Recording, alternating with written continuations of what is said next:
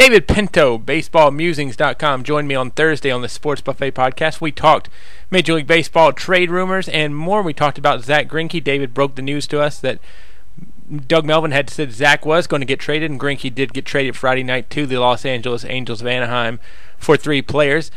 David talks about that, and then we give him a quick quiz. Will they go or will they stay? David Pinto. Hopefully he'll be staying a lot more on the Sports Buffet podcast. Always good to talk some baseball. No one better to do that with than David Pinto. He is the author of BaseballMusings.com. A lot of good stuff on the website, and you can access it with, I would say great care, but it's a responsibility, David, to read all your guys' great work on the website. And, at this time, things get a little hectic and things get a little busy for everybody when we get around trading deadline. Talk about this trading deadline. How much action do you think we're going to see as we get closer to July 31st? Well, I think we always tend to think there's going to be more action than there actually is. But at this point, the one thing we seem to know is that Zack Grienke is going to be traded for the Brewers, as their GM, Doug Melvin, announced that today. We just don't know where he's going yet. And, it surprises me because it seems like in past years we haven't had this many notable names traded before the trading deadline. We've had Wandy Rodriguez go, Hanley Ramirez go, and others. Are you surprised at how much has been done already? Not really. I remember a couple of years ago now, I can't remember who the player was, but a team traded, it might have been Roy Halladay, but a team traded for someone early because they figured, hey, let's get out in front of this. We're going to need this pitcher. He's available now. Let's do it before the price goes up. And so there's a lot to be said for getting, out early in these trades to keep the competition at bay. Some teams are going to wait to the last minute to see what the deal actually is, but if you can get in there and offer the price, you may actually do pretty well early on. You talk about Zack Grienke will get traded by the deadline. If you were a betting man, where does he go and how much does he go for? It's tough to say. I would think possibly Texas. Because they have the money to pay him and maybe send some cash to the Brewers. The problem with Grienke, I think, is twofold at this point. One is that he's a free agent, and he says he wants to test free agency. So teams who lose him are no longer going to get a compensation pick due to the new draft rules. So in the past, teams would be willing to give up prospects for the player and the high draft pick, and now they're going to be less willing to do that. On top of that, Grienke has had mental problems in the past. I think these are controlled. I don't think they're cured. So how much of a long-term deal do you really want to take on a pitcher like this who may, break down in a year or two? People say he probably can't pitch in New York. Maybe he can't pitch in Boston, and that's 2 huge markets that might be able to use him and might be able to afford him, who I don't think will go after him.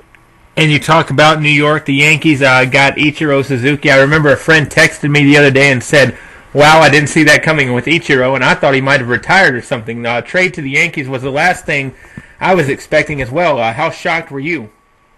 I was pretty surprised. I thought Ichiro would retire a Mariner. I thought he was going to be one of those players who just stayed with the team. But I think a couple of things happened when his offense is way down this year. The Mariners really need to retool, and I don't think they could let him go at the end of the season by a free agency or something. I think the fans would not like it. It would be like the Yankees letting Derek Jeter go. This way, they reach a deal. Ichiro, wants to win a championship. Here's his chance to win a championship. He goes. The Mariners get to retool without worrying about hurting his feelings or the fans' feelings. The Yankees get a very good defensive outfielder, which is something they need. That Gardner's on the DL. So I think this deal really worked out well for everyone involved. Is this a till the end of the season thing, or could you see Ichiro returning in pinstripes next year? No, I really don't think so. If the Yankees get Gardner back, he's younger. He does a better job getting on base at this point in his career. I think this is a rental player for the Yankees. Everybody talks about the Braves need to get some pitching, the Rangers need to get some starting pitching. Who needs to get something that most people aren't talking about, if you catch my drift? That's a good question. The one team that comes to mind is one that's sort of on the edge of contention, which is the Arizona Diamondbacks. Right now, they're 5 games out of the wild card, 6 games out of the division. I think they have a pretty good team that's underperforming. It strikes me that their best move would be for some kind of third baseman, maybe somebody who gets on base a little more. I think the pitching is starting to come around now that Palmenter seems to be back in the rotation and pitching well. But it's one of those things where basically if they just play better, play up to their potential, I think they would be a much better team and in contention again. Everybody wants relief help at this point in the season. Who is the best bullpen guy that you could see being moved? My guess it would be Houston Street because the Padres are going nowhere this year. I don't really think Houston Street fits into their long-term plans. He strikes me as someone, if we're going to compete, we have him this year as our closer, but now that they're out of it, and he could be a free agent at the end of this year, why not see if you can get a piece or two for him? He's still an excellent closer. He would fit in with any number of teams that might need relief help. So he seems to be the right person in the right place to get traded. The other person might be Matt Capps of the Twins.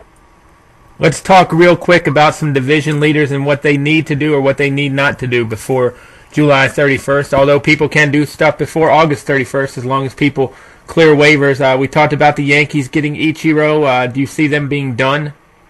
Yeah, I think they're done. I think the Yankees have plenty of depth on their team. They just need to stay healthy.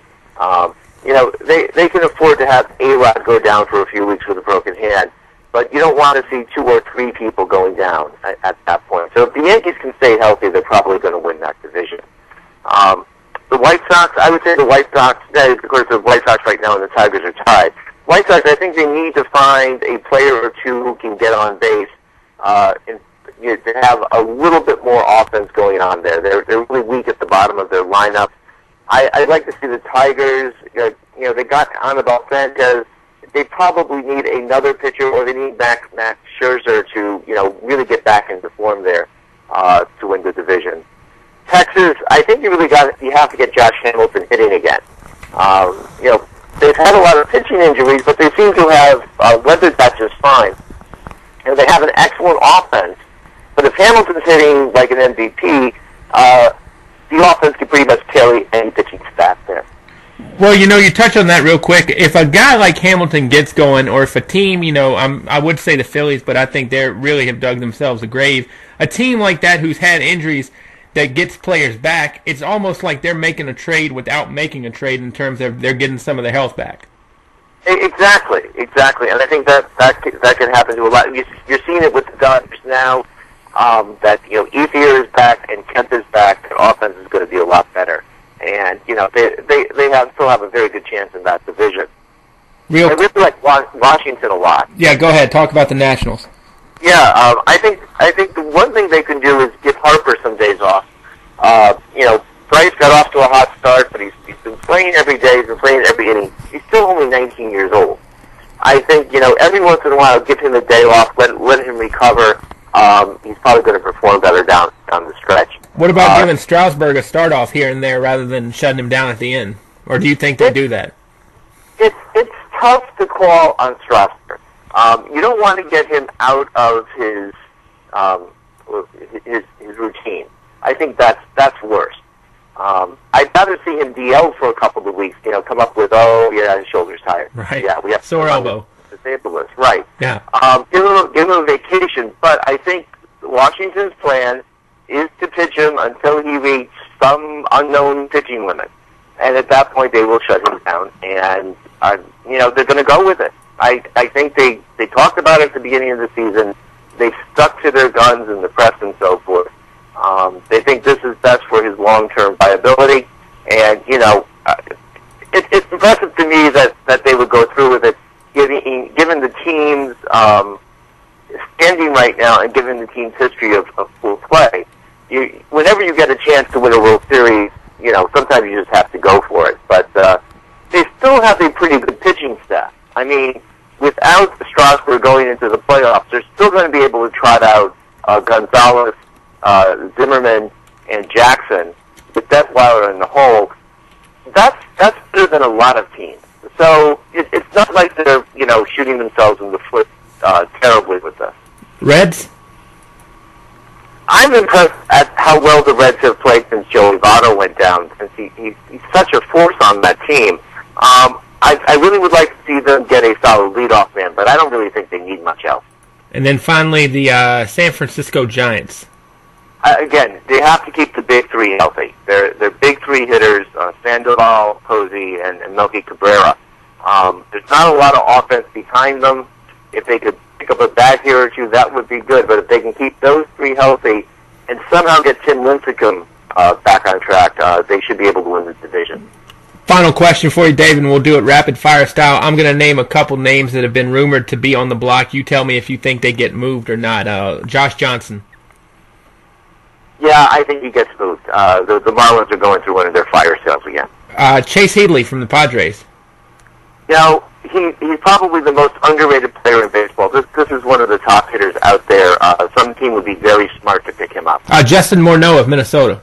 I don't think he moves. I don't think teams are going to take a chance on him with his head injury. Shane Victorino. Teams would be very smart to pick up Shane Victorino. He's a very good outfielder. He's still, in his prime. He gets on base. He runs well. Complete ball player in there. And finally, I'll make it a trifecta, and you can identify the Cubs as who you think stays, who you think's moved. Dempster, Garza, and Soriano.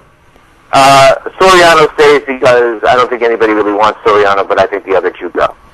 David, definitely appreciate your time. Look forward to doing it again in the future, and we'll go to baseballmusings.com for all our baseball needs. Thank you very much. Take care.